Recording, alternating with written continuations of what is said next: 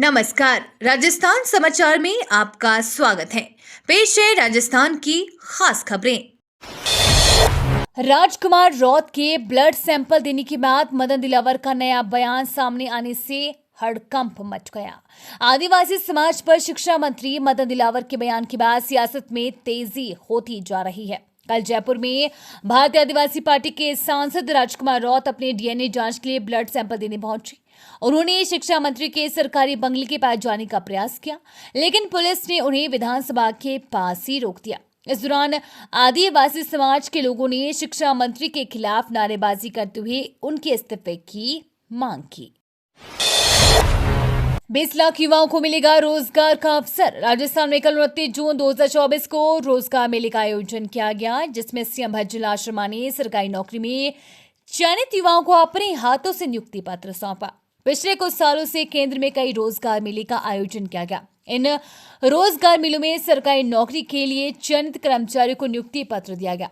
ठीक इसी तरह अब प्रधानमंत्री नरेंद्र मोदी की तर्ज पर राजस्थान के मुख्यमंत्री भज्जूलाल शर्मा भी चल पड़े हैं। कल प्रदेश में रोजगार मेले का आयोजन हुआ, जिसमें मुख्यमंत्री भज्जूलाल शर्मा ने सरकारी नौकरी में चयनित करीब 7,000 युवाओं को ज्वाइनिंग लेटर सौंपा। 19 अगस्त 2024 को रक्षाबंधन इस बार बन रहा अद्भुत संयोग। हिंदी धर्म में रक्षाबंधन के पर्व को विशेष रूप से मनाया जाता है। भाई बहन के प्रेम का प्रतीक रक्षाबंधन इस बार 19 अगस्त को मनाया जाएगा। हर साल श्रावण शुक्ल पक्ष की पूर्णिमा तिथि पर बहनें अपने भाई की कलाई पर रक्षा सूत्र बांधकर भाई के स्वस्थ और लंबे जीवन की कामना करती हैं। इस साल 2024 में रक्षाबंधन पर सर्वार्थ सिद्धि योग बन रहा है, जो कि सुबह 6:08 से शुरू होगा और 8:10 तक रहेगा। इसके अलावा रक्षाबंधन के दिन बुधाति और शुक्रादित्य राजयोग का भी निर्माण हो रहा है। 1 जुलाई से 27 सितंबर तक रेंगस होते हुए चलेगी टनकपुर दोराई त्रि-साप्ताहिक ट्रेन। रेलवे द्वारा यात्रियों की सुविधा के लिए 1 जुलाई से 27 सितंबर तक टनकपुर दोराई टनकपुर त्रि-साप्ताहिक स्पेशल ट्रेन शुरू होगी। उत्तर पश्चिम रेलवे के मुख्य जनसंपर्क अधिकारी कैप्टन शशि किरण के अनुसार गाड़ी संख्या 05097 टनकपुर दोराई त्रि-साप्ताहिक स्पेशल ट्रेन 1 जुलाई से 27 सितंबर तक टनकपुर से प्रत्येक सोमवार, बुधवार एवं शुक्रवार को 18:25 यानी कि 6:25 पर रवाना होकर अगले दिन 1:40 पर यानी कि 13:40 पर दोराई यानी कि अजमेर पहुंचेगी। सेंट्रल बैंक में बिना लिखित परीक्षा के पाए नौकरी। सेंट्रल बैंक ऑफ इंडिया में नौकरी की तलाश कर रहे उम्मीदवारों के लिए शानदार अवसर है। अगर आप भी बैंक में काम करने के इच्छुक हैं तो आपके लिए बढ़िया मौका है। सेंट्रल बैंक ने फैकल्टी ISETI और ऑफिस असिस्टेंट के पदों पर भर्तियां निकाली हैं। उम्मीदवार जो भी इन पदों पर आवेदन करने का मन बना रहे हैं, वे सेंट्रल बैंक की आधिकारिक वेबसाइट centralbankofIndia.co.in पर जाकर अप्लाई कर सकते हैं। इन पदों पर आवेदन करने के लिए केवल 2 दिन शेष बचे हुए हैं। 31 दिसंबर तक चलेगी जयपुर रेवाड़ी स्पेशल ट्रेन। अतिरिक्त यात्री भार के कारण जयपुर रेवाड़ी यात्रा का संचालन 31 दिसंबर तक बढ़ा दिया गया है। मुख्य जनसंपर्क अधिकारी कैप्टन शशि किरण के अनुसार गाड़ी संख्या 09635/09636 जयपुर रेवाड़ी जयपुर स्पेशल रेल सेवा की संचालन अवधि में 1 जुलाई से 31 दिसंबर तक 184 ट्रिप विस्तार किया गया है। अशोक गहलोत के इन नए जिलों पर संकट के बादल। राजस्थान में अशोक गहलोत के बनाए गए नए जिलों पर संकट के बादल मंडरा रहे हैं। दरअसल सीएम भज्जूलाल शर्मा ने 19 नए जिलों के बारे में समीक्षा के लिए भारतीय प्रशासनिक सेवा के पूर्व अधिकारी ललित के पवार की समिति के गठन को मंजूरी दी है। ऐसे में माना जा रहा है कि भज्जूलाल सरकार 1 दर्जन जिलों को रद्द कर सकती है, क्योंकि कुछ नए जिले ऐसे हैं जो सीमांकन और आबादी के लिहाज से पैमाने पर फिट नहीं बैठ रही हैं। ऐसे नए जिलों पर अब संकट के बादल मंडराते जा रहे हैं। नवगठित पवार समिति 19 जिलों व 3 संभागों को लेकर समीक्षा के लिए उप मुख्यमंत्री प्रेमचंद बेरवा के नेतृत्व में गठित मंत्रिमंडलीय उप समिति को रिपोर्ट सौंपेगी। राजस्थान में हिंदू पर बढ़ा बवाल। राजस्थान में बांसवाड़ा के सांसद राजकुमार रौत पर राज्य के शिक्षा मंत्री के बयान को लेकर बवाल मचा है। दरअसल राज्य के शिक्षा मंत्री मदन दिलावर ने आदिवासी सांसद रौत को सलाह दी थी कि वे हिंदू के बेटे हैं या नहीं। इसकी पहचान के लिए उन्हें डीएनए टेस्ट कराना चाहिए। डीएनए टेस्ट कराने के शिक्षा मंत्री मदन दिलावर के बयान से बिफरे बांसवाड़ा के सांसद और भारत आदिवासी पार्टी के नेता राजकुमार रौत और उनके समर्थकों ने शनिवार को जयपुर में जोरदार प्रदर्शन किया।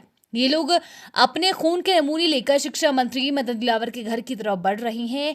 हालांकि पुलिस ने उन्हें शिक्षा मंत्री के आवास से पहले ही रोक दिया। संकट में गहलोत के खास शांति धारीवाल।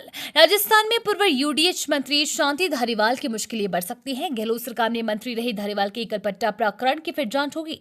इसके लिए सिंबल शर्मा ने निष्पक्ष जांच के लिए पूर्व न्यायाधीश RS राठौड़ की अध्यक्षता में जांच समिति का गठन किया गया है।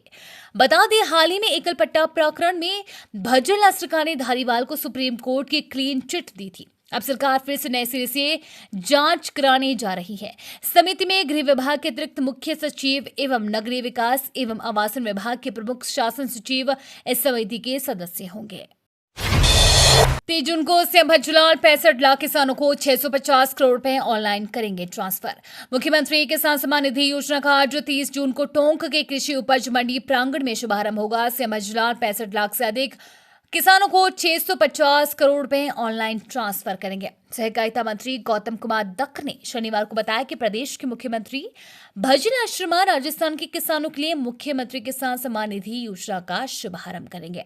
टोंक के कृषि उपज मंडी प्रांगण में 3 जून को राज्य स्तरीय समारोह का आयोजन किया जा रहा है, जिसमें प्रदेश के 65 लाख से अधिक किसानों को योजना के तहत प्रथम किश्त के रूप में 650 करोड़ रुपए से अधिक की राशि का सीधा उनके बैंक खातों में हस्तांतरण किया जाएगा। राजस्थान विधानसभा सत्र के लिए सुरक्षा के कड़े इंतजाम। 16वीं राजस्थान विधानसभा का द्वितीय सत्र बुधवार 3 जुलाई से आरंभ होगा। विधानसभा सचिवालय ने सत्र के संबंध में सभी आवश्यक व्यवस्थाओं का प्रबंध कर लिया है। सत्र के दौरान विधानसभा की सुरक्षा के विशेष इंतजाम किए गए हैं। अध्यक्ष वासुदेव देवनानी ने सत्र से संबंधित की जाने वाली व्यवस्थाओं की समीक्षा की। विधानसभा सत्र के दौरान विभिन्न विभागों द्वारा किए जाने वाले कार्यों के लिए विभागीय अधिकारियों के साथ प्रमुख सचिव महावीर प्रसाद शर्मा ने चर्चा की। विभिन्न विभागों के अधिकारियों द्वारा कार्यों की प्रगति रिपोर्ट विधानसभा को प्रस्तुत की जा रही है। ट्रैफिक व्यवस्था से निजात दिलाने के लिए राज्य सरकार से रिंग रोड के निर्माण की मांग। शहर को रिंग रोड की दरकार है। ट्रैफिक व्यवस्था से निजात दिलाने के लिए राज्य सरकार से रिंग रोड के निर्माण की मांग करते हुए बजट की डिमांड भेजी गई है। रिंग रोड की लंबाई का अनुमान 28 किलोमीटर निर्धारित किया गया है। हालांकि वस्तु स्थिति का ज्ञान भूमि का सर्वे करने के बाद ही हो पाएगा। इस प्रोजेक्ट पर करीब 524 करोड़ की लागत का आंकलन किया गया है। इस रिंग रोड की सौगात जिला मुख्यालय को मिले, इसके लिए स्थानीय नेताओं ने राज्य सरकार से बजट देने की मांग की है। इस रिंग रोड के जरिए 15 मिनट के अंतराल में नवा से कोहला थेड़ी गगान होते हुए मुक्कासर के 2 KNJ को छोड़ते हुए सूरतपुर श्री गंगानगर बाईपास पर पहुंचा जा सकेगा।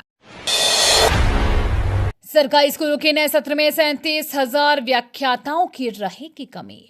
नए सत्र में व्याख्याताओं की कमी प्रदेश के सरकारी स्कूलों के लिए बड़ी परेशानी का सबब बनेगी।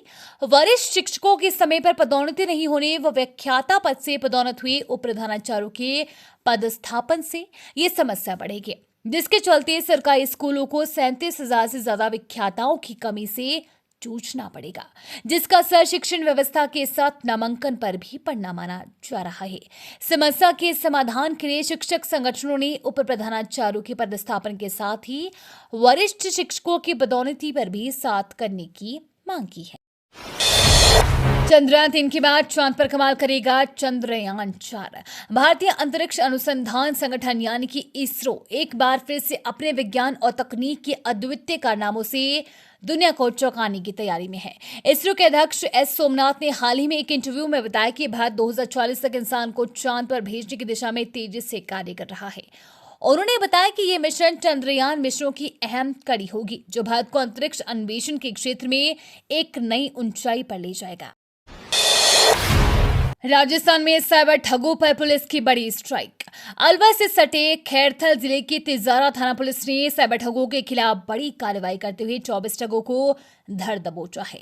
इसके अलावा 4 नाबालिगों को निरुद्ध किया गया है। तिजारा पुलिस ने साइबर ठगों के खिलाफ चलाए जा रहे अभियान के तहत मुखबिर की सूचनाओं पर ठगों के ठिकानों पर ताबड़तोड़ कार्रवाई की है। ठगों से बड़ी मात्रा में मोबाइल और सिम कार्ड भी बरामद किए गए हैं। पुलिस ठगों के आपराधिक रिकॉर्ड को खंगालने में जुटी है।